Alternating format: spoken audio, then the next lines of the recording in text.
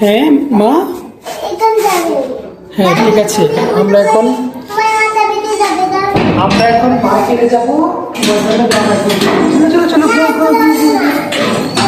মা কি করছে? হ্যাঁ হ্যাঁ হ্যাঁ।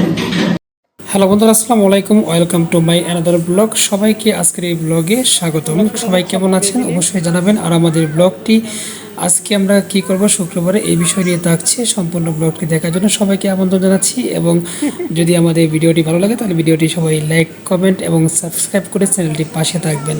তো চলুন আমরা কি করছি আজকের এই ব্লগে আমরা সব কিছুই তুলে ধরার চেষ্টা করব। সবাই আমাদের সাথে থাকুন এবং ব্লগটি দেখতে থাকুন। বাসা থেকে বের হতে না হতেই মেয়েটি আমার একটি বিড়াল দেখে, দেখুন সেই বিড়াল দেখে খুবই এক্সাইটেড। সেই বিড়ালের সাথে ছবি তোলার চেষ্টা করছে, আমাকে বলছে বাবা বিড়ালটির ছবি তুলে দাও। মানে সে খুবই খুশি হয়েছে। আর সারাক্ষণ বাসা বন্দি থাকে, তাই বাসার বাইরে যা দেখে তাই দেখে সে এক্সাইটেড হয়ে যায়। তো চলুন আমরা এখন চলে যাব। ছুটির দিন আসলে আমরা একটু ঘোরাফেরা করার চেষ্টা করি, তাই তাদেরকে নিয়ে একটু ঘোরাফেরা করার জন্যই চলে যাচ্ছি বাহিরে। তো আজকে একটু মার্কেটে যাব, মার্কেটে গিয়ে কিছু তাদেরকে নিয়ে একটু কেনাকাটা করব, সেই উদ্দেশ্যে রওনা হচ্ছি। সবাই আমরা অনেক খুশি। মার্কেটে যেতে না যেতেই ঝালমুড়ি দেখে জান্নাত বায়না করেছে ঝালমুড়ি খাবে। তো আমারও দেখে খুব একটু লোভ লাগলো, কারণ এভাবে ঝাল ঝাল কিছু দেখলেই খেতে মন চায়। তাই আমরা দাঁড়ালাম একটু ঝালমুড়ি খাওয়ার জন্য।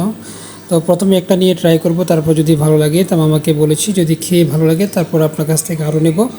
তো সেই জন্য দাঁড়িয়ে আছি, ওদিকে মেয়েকে কুলিয়ে দাঁড়িয়ে আছি। মেয়ে তো ঘুমিয়ে পড়লো।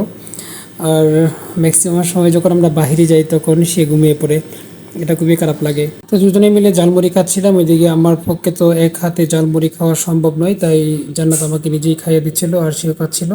তো অনেকক্ষণ সময় আমরা একসাথে এখানে পার করলাম। তারপর এখান থেকে আমরা আস্তে আস্তে চিন্তা করলাম যে অন্য কোথায় যাওয়া যায়। তো আমরা পার্কে চলে আসছি। এখন অবধি আমার মেয়েটা ঘুমাচ্ছে। তো পার্কে এসে দেখি যে প্রচণ্ড গরম। যে আশা নিয়ে পার্কে আসছিলাম সেটা আর পূর্ণ হয় নাই। ভেবেছিলাম যে পার্কে আসলে একটু স্বস্তি পাবো, এই প্রচণ্ড গরমে একটু ভালো লাগবে বা বাতাস লাগবে, কিন্তু এখানে আসার পর দেখি এত পরিমাণ গরম, এত গরম লাগছিল। দুজনেই ঘামছিলাম, মেয়েটাও ঘামছিল, কিন্তু কিছু করার ছিল না। আমরা যেহেতু পার্কে চলে আসছি, চিন্তা করলাম যে বাসার থেকে পার্কে একটু ভালো লাগে। আর এত পরিমাণ লোডশেডিং এখন যে বাসায় থাকবো সেই সুযোগটাও নাই, কারণ বাসায় যখন কারেন্ট চলে যায় তখন একদম দুজক্কানা হয়ে যায়, এত বেশি প্রবলেম বাসায়।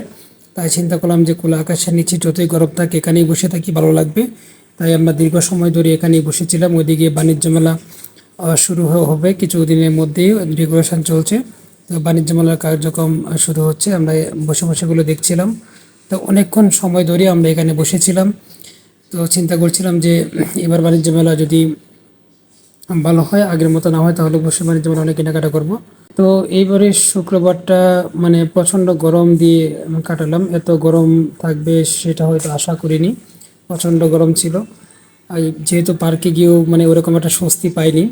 ভেবেছিলাম যে পার্কে গেলে ভালো লাগবে, কিন্তু সেখানেও স্বস্তি নেই। তো সন্ধ্যা পর্যন্ত আমরা পার্কে ছিলাম। পার্কে থেকে পরে চলে আসলাম আবার গাগিরা পার। মেয়ে আখের রস খাবে, আখের রস খুঁজতে খুঁজতে অবশেষে ময়মনসিংহ সদর যে গাগিনা পার এরিয়াটা রয়েছে সেই এরিয়াতে এসে আখের রস পেলাম অনেক খোঁজাখুঁজির পর। তাই মা মেয়ে মিলে আখের রস খাবে, তাদেরকে আখের রস কিনে দিচ্ছিলাম। যেহেতু আমার একটু সুগার প্রবলেম, তাই আমি আখের রস খাইনি। তো এভাবে এই শুক্রবারটা পার করলাম। প্রিয় বন্ধুরা, সবাই ভালো থাকবেন, সুস্থ থাকবেন, আমাদের জন্য দোয়া করবেন। ভিডিওটি ভালো লাগলে চ্যানেলটিকে সাবস্ক্রাইব করে পাশে থাকবেন। ধন্যবাদ সবাইকে ভিডিওটি মনোযোগ সহকারে দেখার জন্য।